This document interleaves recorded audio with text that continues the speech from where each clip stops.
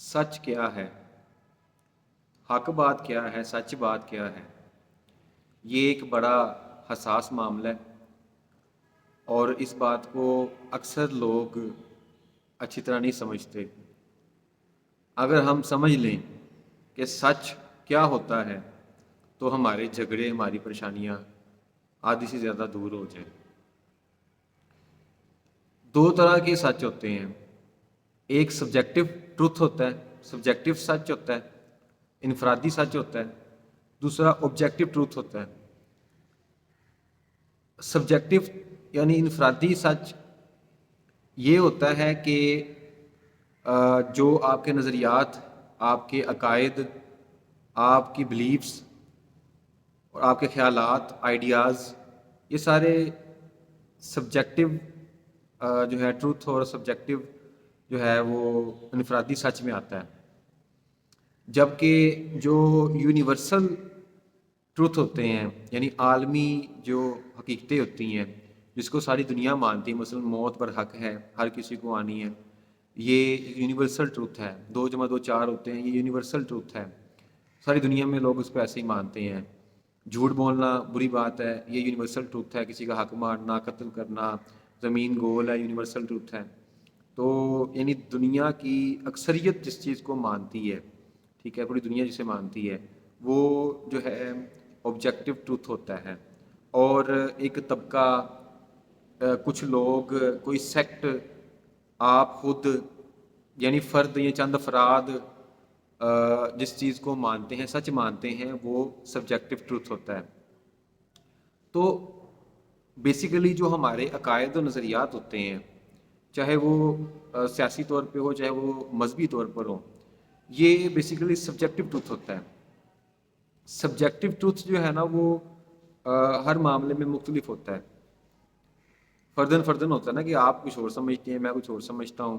جس طرح ایک 6 ہے، ٹھیک ہے، 6 اگر آپ اس کو زمین پر 6 لکھیں گے تو جو میرے اپوزٹ بندہ کھڑا ہوگا اس کے لیے وہ 9 ہوگا، اور میرے لیے وہ 6 ہی ہوگا۔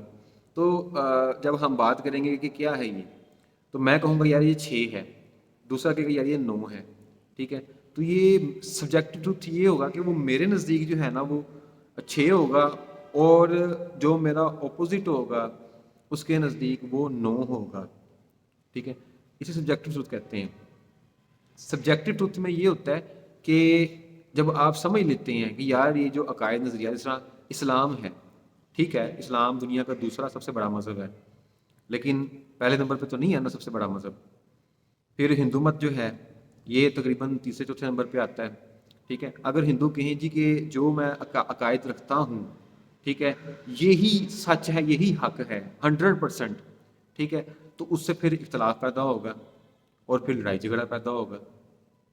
مسلمان کہیں گے، جو کہ دوسرے نمبر پر سب سے بڑے مذہبی گروہ ہے، وہ کہے گا جی بھائی غلط بات ہے کہ ہم صحیح ہیں۔ اور جو عیسائیت جو کہ پہلے نمبر پر مذہب ہے، وہ کہے گا جی کہ نہیں جی نہیں، ہندو مت تو غلط ہے۔ اگر اس طرح جو ہے وہ عیسائیت یعنی مسیحیت صحیح لفظ ہے، مسیحی لوگ کہیں گے جی اگر ہمارا مذہب ہی یونیورسل ٹروتھ ہے اور ہماری سچائی جو ہے وہ آبجیکٹو سچائی ہے، آبجیکٹو ٹروتھ ہے، تو پھر باقی جو مذاہب ہیں، اسلام ہے، ہندو مت ہے، سکھ ازم ہے، بدھ ازم ہے، وہ کہیں گے جی نہیں یہ بات غلط ہے۔ تو اس کا پھر ایک اور بات یاد رکھیے گا کہ جو ہمارے نظریات ہوتے ہیں نا، جو ہمارے عقائد ہوتے ہیں، یہ ظن غالب پر مشتمل ہوتے ہیں، ٹھیک ہے۔ انبیاء نے تو ہر چیز دیکھی ہوتی ہے، انبیاء کرام علیہم صلاۃ والسلام نے تو ہر چیز ان کے سامنے واضح ہوتی ہے، لیکن ہمارے سامنے تو ان کی ٹیسٹیمنی ہوتی ہے، ان کی شہادتیں ہوتی ہیں، ٹھیک ہے۔ تو ہم نے ان کی ٹیسٹیمنی، ان کی شہادت، ان کی جو ہے وہ مشاہدے پر ان کو سمجھنا ہوتا ہے، اس کے بنیاد پر ہم ایمان لاتے ہیں کہ یار ہاں یہ مجھے ٹھیک لگتا ہے۔ مثال کے طور پر آپ ایک بڑی اچھی خوبصورت بلڈنگ یا آپ تاج محل دیکھتے ہیں جو انتہائی خوبصورت ہے، آپ کہتے ہیں یار یہ اس کو دیکھ کے ایسا لگتا ہے کہ اس کو کسی عقل مند نے بنایا ہے، کسی سیانے نے بنایا ہے۔ تو آپ اس دنیا کو دیکھتے ہیں، یہاں کی ساری مخلوقات کو دیکھتے ہیں، تو پھر آپ کے ذہن میں ایک بات آتی ہے کہ یار یہ ایک اتنا کمپلیکس سسٹم جو ہمارے اندر پایا جاتا ہے، ٹھیک ہے، ہمارا دیکھنے کا نظام، ہمارا سننے کا نظام، ہمارا سوچنے سمجھنے کا، پھر سانس لینے کا نظام، سارے نظام جو ہمارے جسم میں پائے جاتے ہیں کس قدر یہ کمپلیکس ہیں اور کس طرح یہ چل رہے ہیں، ورک کر رہے ہیں.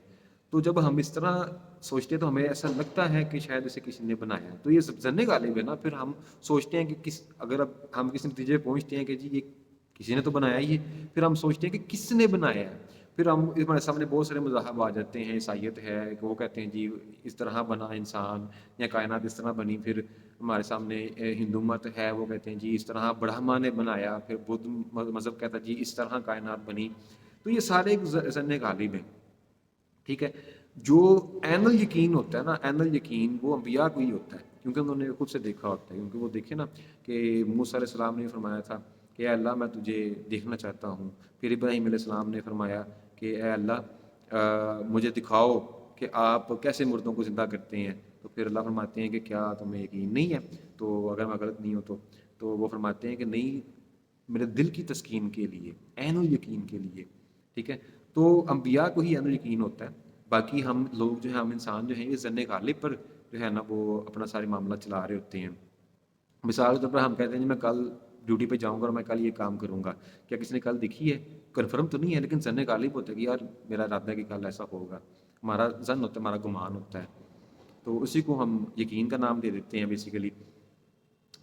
تو جیسا کہ میں نے گزارش کی کہ جو سبجیکٹو جو ہے نا ٹروتھ ہوتا ہے، انفرادی سچ ہوتا ہے، وہ جو ہے وہ آپ کا ظن غالب ہوتا ہے. ٹھیک ہے. وہ آپ کے جو آپ کو ماحول میسر ہوتا ہے، جو آپ کو معاملات میسر ہوتے ہیں، مشاہدات ہوتے ہیں، تجربات آپ کے ہوتے ہیں، آپ اس بنیاد پر فیصلہ کرتے ہیں. ضروری نہیں کہ جو آپ کا مخالف ہے یا دوسرا ہے وہ انہی حالات سے گزرا ہو، انہی مشاہدات سے، انہی تجربات سے گزرا ہو اور وہ بھی انہی نتائج پہ پہنچے.